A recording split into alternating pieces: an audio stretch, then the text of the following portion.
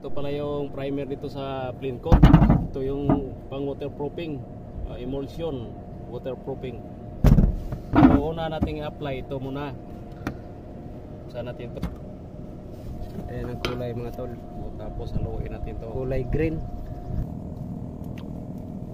Waterproofing. Liquid run.